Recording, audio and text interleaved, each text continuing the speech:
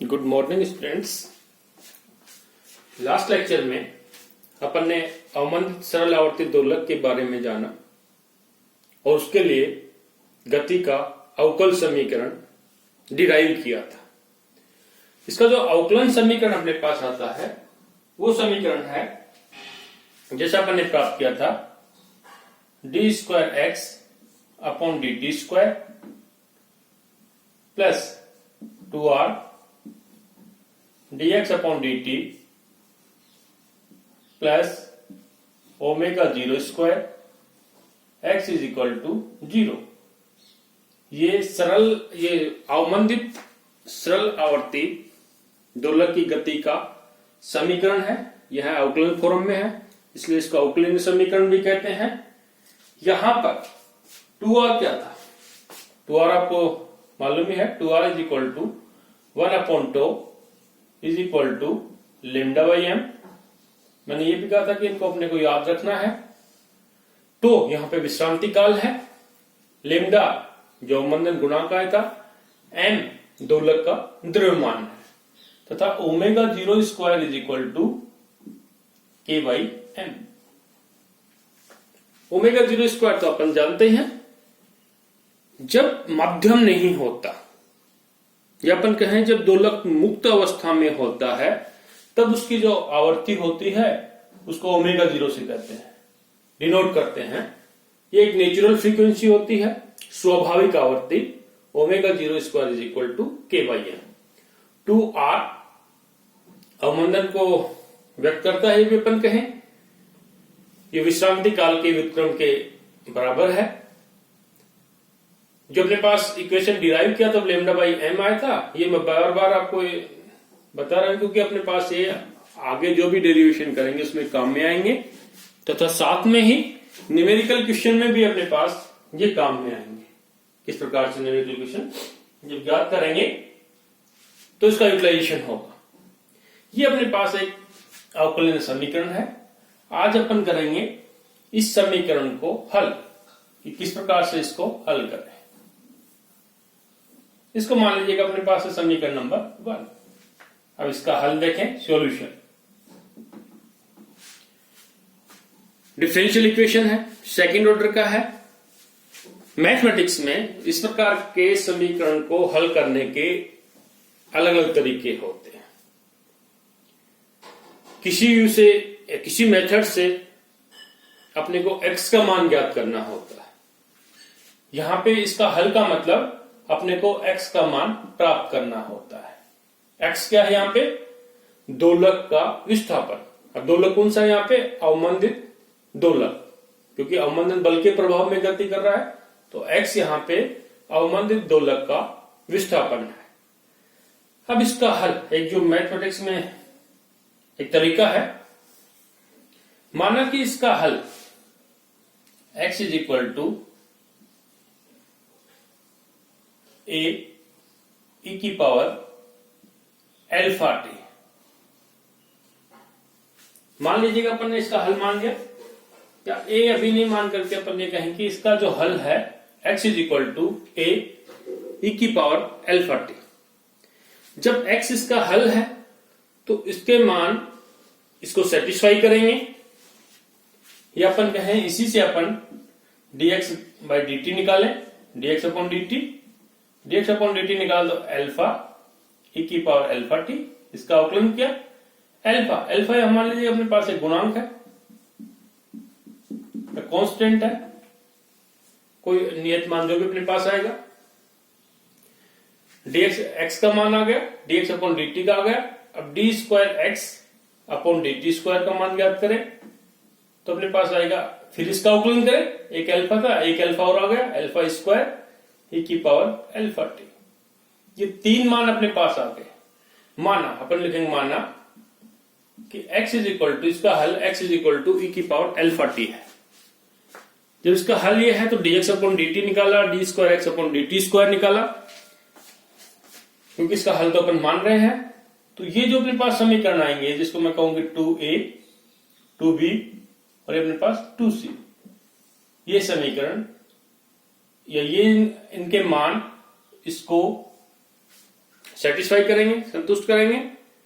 इसलिए इनका मान इस समीकरण में रखने पर अपना मेन उद्देश्य क्या है, इसका मान ज्ञात करना, किसका, x का मान ज्ञात करना, इसका मतलब अल्फा का मान ज्ञात करना।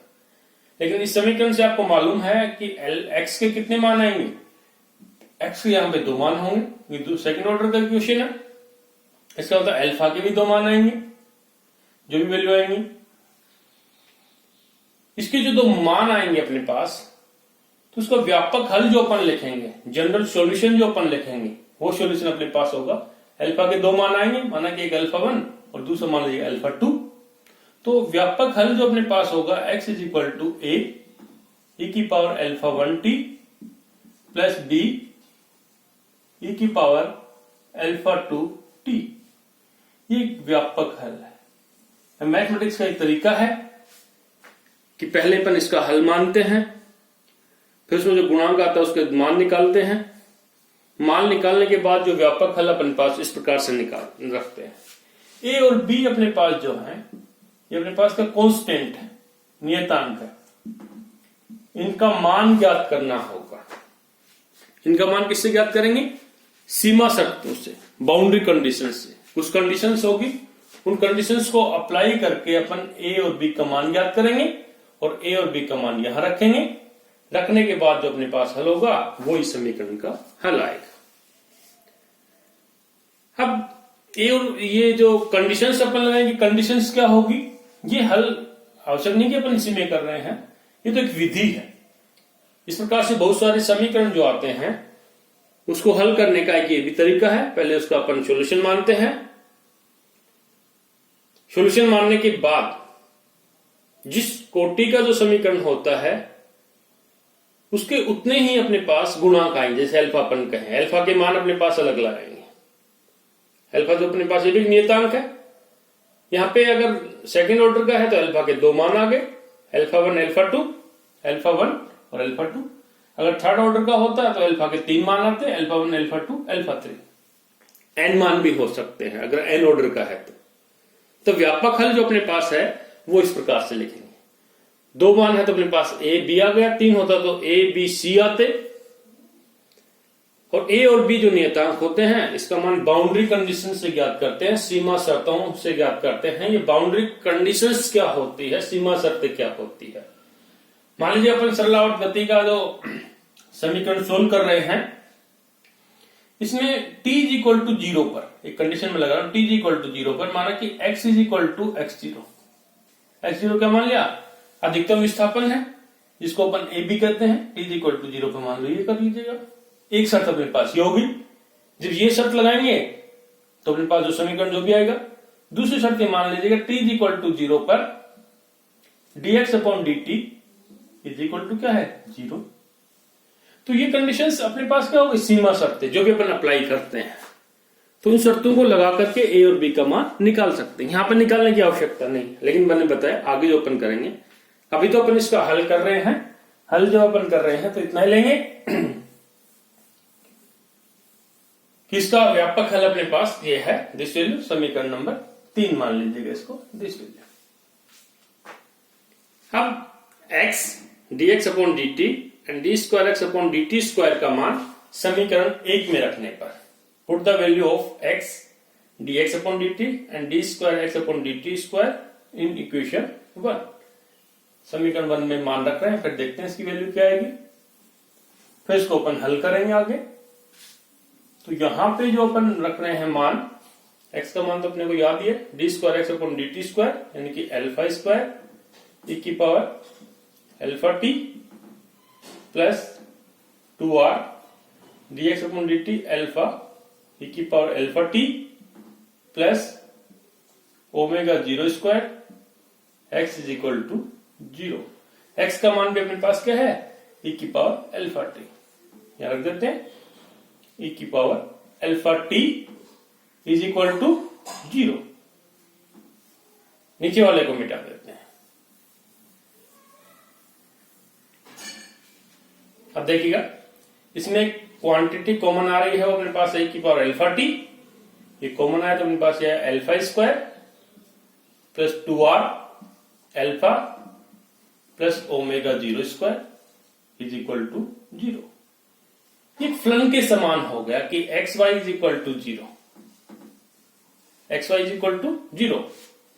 इसका मतलब या तो x is equal to 0, x not is equal to 0, तो y इज इक्वल टू 0, या y not is equal to 0, तो उनके पास होगा x इज इक्वल टू 0। ये तो होता है फलन के मान के अकॉर्डिंग। अब चूंकि e की power alpha t not is equal to 0, क्योंकि ये तो 0 है नहीं, अपन ने माना इसका हल क्या है, x is equal to e की पावर अल्फा टी। ये 0 के बराबर नहीं है, 0 के बराबर होगा तो इसका हल कैसे होगा। अगर ये 0 के बराबर नहीं है तो इसका मतलब क्या है, 0 के बराबर alpha square plus 2r alpha plus omega 0 square is equal to 0। ये अपने पास 0 के बराबर है, this quantity is equal to 0। अभी अपने पास, इससे अपने पास क्या निकाल रहे हैं, मैंने बताया कि अल्फा का मान। अब अल्फा स्क्वायर आ गए, यहां पे दिख रहा है अल्फा स्क्वायर, इसका मतलब अल्फा के 2 मान होंगे। और ये अपन देख रहे हैं एक द्विघाती समीकरण है अल्फा स्क्वायर। जैसे अपन कहें कि इस समीकरण की तुलना अपन इससे करें, a x square plus b x plus c is equal to 0, जहां एक्स की जगह अपने पास क्या है, अल्फा। एक्स की जगह मान लीजिए यहां पे क्या है, अल्फा। यानी इसको अपन हल करेंगे। अब ये जो द्विघाती समीकरण जो अपने पास आता है, इसका हल एक निश्चित होता है, अपने को पता ही है। जो फॉर्मूला मैंने बताया वो क्या हल होता है, एक्स इज इक्वल टू, जो सूत्र है द्विघाती समीकरण का हल करने के लिए कि x इज इक्वल टू अपने पास क्या आता है, minus b plus minus b square minus 4ac upon 2a। किसका हल है अपने पास, ये अपने पास है a x square plus b x plus c is equal to 0। इसका हल ये। अब ये अपना जो समीकरण है, ये समीकरण, इसके इक्विवेलेंट बने अपन ये वाला, यानी कि इससे अपन अल्फा का मान ज्ञात कर सकते हैं। प्लस माइनस यानी कि 2 मान अपने पास आ रहे हैं, तो अल्फा का मान इस समीकरण से अपन निकाले इसके अकॉर्डिंग। यहां पे a इज इक्वल टू क्या है, इसे पहले कंपेरिजन कर लेते हैं। a is equal to 1, b is equal to 2r and c is equal to omega 0 square. ये मान इसमें रखने पर अल्फा का मान अपने पास आएगा माइनस बी की जगह अपने पास क्या है, 2r plus minus under root b square. B क्या है अपने पास 2r यानी कि 4r square minus 4ac, 4 a का मान तो 1 है, c का मान क्या है, omega 0 square upon 2a, a का मान अपने पास क्या है 1, 2 आ गया। क्लियर। इसको थोड़ा आगे अपन और देखें। आगे जब अपन करेंगे तो अल्फा इज इक्वल टू 2 से 2 कैंसिल होगा, क्योंकि अंडर रूट से 4 जब बाहर आता है, अंडर रूट 4 उसका मान 2 होगा, 2 कॉमन लिया, 2 से 2 कैंसिल हो जाएगा। या मैं इसको लिखूं minus r plus minus under root r square minus omega 0 square. ये अपने पास अल्फा के मान आए। ये कितने मान है अल्फा के, 2। एक जो मान है अल्फा 1 वो माना कि प्लस के अकॉर्डिंग है, प्लस के अकॉर्डिंग है तो अपने पास minus r plus under root r square minus omega 0 square. दूसरा माना कि अल्फा 2 है, वो माइनस के कोरेस्पॉन्डिंग है, माइनस r, यहाँ पे minus under root r square minus omega 0 square. 2 मान अपने पास आ गए। अब इसका जो व्यापक हल है, वो व्यापक हल क्या होगा, जो पहले मैंने लिखा कि y is equal x is equal to a e की पावर अल्फा 1t जो माना था, इसका व्यापक हल। इसका व्यापक हल क्या माना था कि x is equal to a e की power alpha 1t plus b e की पावर अल्फा 2t। ये व्यापक हल होता है। a e अल्फा 1 दिस यानी कि minus r plus r square minus omega 0 square. This थोड़ा सा इसको बड़ा कर लो, this multiple of t। Plus b e की power alpha two t e की पावर अल्फा टू यानी कि minus r minus under root r square minus omega zero square bracket और टी। ये अपने पास व्यापक हल है, ये अपने पास है समीकरण नंबर 4। यह अवमंदित दोलक की गति का व्यापक हल है। अवमंदित दोलक की गति का व्यापक हल है, जनरल सॉल्यूशन, यानी कि सभी में काम में आएगा। कंडीशंस लगा ए और बी जहां पे क्या है नियतांक, ए बी अपने पास क्या है नियतांक, इनका मान अपने को ज्ञात करना होता है। क्लियर। अब इसका हल तो अपने पास आ गया, व्यापक हल आया है, लेकिन अभी ए और बी है, इसका मान ज्ञात नहीं हुआ।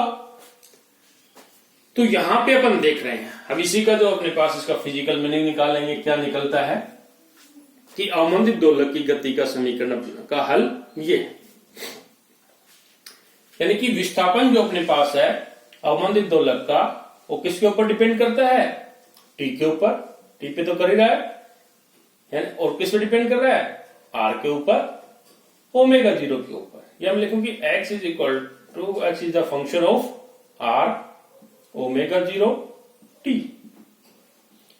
अब यहां पे ओमेगा जीरो जो अपने पास है, ओमेगा जीरो तो अंडर रूट अपने पास क्या है k/m, एक नियत है अपने पास। तो किसके ऊपर डिपेंड कर रहा है, हालांकि k और m में जो चेंजेस आएगा तो उसके ऊपर डिपेंड कर रहा है r। यहां पे x जो विस्थापन है उसमें जो डिपेंडेंस आती है r के ऊपर भी आ रही है। इसका मतलब विस्थापन के ऊपर r का इफेक्ट पड़ता है। और यहां पे क्या है, r अपन मैं कहूंगी एक अवमंदन को व्यक्त कर रहा है, डैम्पिंग फोर्स को, कि जो दोलक था उस दोलक के ऊपर अवमंदन का इफेक्ट होता है। x is depend on r। t तो समय है, समय के रेस्पेक्ट में पोजीशन चेंज होती रहती है, लेकिन ओमेगा जीरो जो अपने पास है एक नियत अपने पास मान रहे हैं, जो मुक्त दोलक कह सकते हैं, मुक्त दोलक की आवर्ती, मुक्त दोलक की आवर्ती।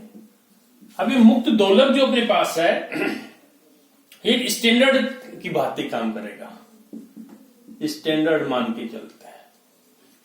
कि स्टैंडर्ड किस प्रकार से कहूं मैं इसको, कि जब मीडियम नहीं है,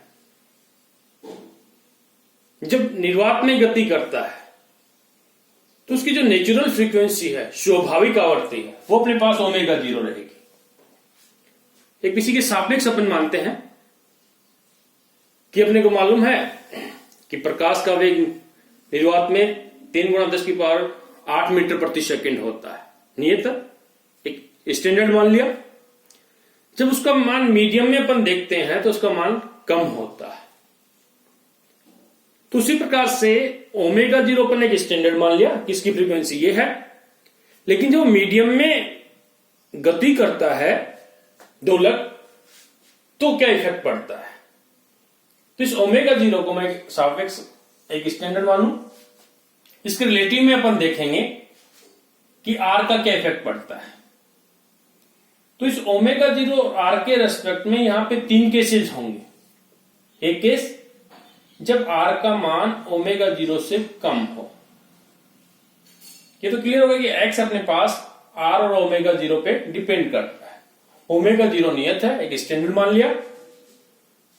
तो यहां पे जब अवमंदन का मान, अवमंदन बल का मान इतना कम हो ओमेगा जीरो से, तो r less than omega zero कहें, एक कंडीशन ये होगी। दूसरी कंडीशन में ये कहूं कि r approximate equal to omega zero. Third में ये कहूं कि r greater than of omega zero. 3 cases हो गए कि इस समीकरण में अपने पास 3 केसेस होंगे। ओमेगा जीरो को जब हम स्टैंडर्ड मानते हैं उसके रेस्पेक्ट में अपन देखें कि अवमंदन का मान कम हो गया, ज्यादा हो गया, उसके बराबर हो।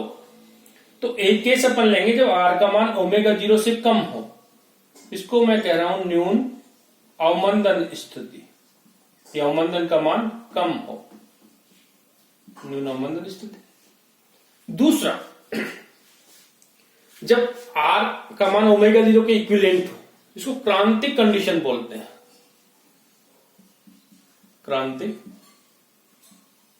अवमंदन स्थिति, यानी उसके बराबर हो तो उसका मान क्या आएगा? क्रिटिकल। अवमंदन का मान अगर अपने पास अगर ज्यादा हो, आर ग्रेटर देन ओमेगा 0, तो इसको अपन कहेंगे अति अवमंदन की स्थिति। अवमंदन का मान ज्यादा है, अति अवमंदन स्थिति। 3 प्रकार के केस हो गए अपने पास। एक में आर का मान कम हो, किससे? ओमेगा 0 से। ओमेगा 0 स्टैंडर्ड, इसके रेस्पेक्ट में अपन देख रहे हैं। दूसरे में ओमेगा 0 के समान हो, उसका मान किसका? आर का मान। और तीसरे में आर का मान अधिक हो। आर का मान कम, ज्यादा या इक्विवेलेंट होने के कारण से इनको 3 कंडीशन अपन कही। इसको अंडर डैम्प्ड कह सकते हैं, अंडर डैम्प्ड कंडीशन, डैम्प्ड। इसको क्रिटिकल डैम्प्ड पोजीशन, इसको अपन कहेंगे ओवर डैम्प्ड कह सकते हैं, ओवर डैम्प्ड कंडीशन। अब ये तीनों कंडीशन याद रखना अपने पास, इंपॉर्टेंट है। इंपॉर्टेंट कैसे है कि इसका हल अपने पास अभी कंप्लीट नहीं हुआ, इसका हल अपने पास समीकरण नंबर 4 आया है, लेकिन ये इनका एनालिसिस अपन करेंगे तीनों कंडीशन में। न्यून अवमंदन स्थिति में, क्रांतिक अवमंदन स्थिति में, अति अवमंदन स्थिति में। इन तीनों स्थितियों में अपन देखेंगे कि एक स्थिति ऐसी होगी जिसमें अवमंदित दोलक भी सरल आवर्ती गति करेगा। तो कैसे होगा इसका वर्णन अपन अगले लेक्चर में करेंगे। तब तक के लिए थैंक यू।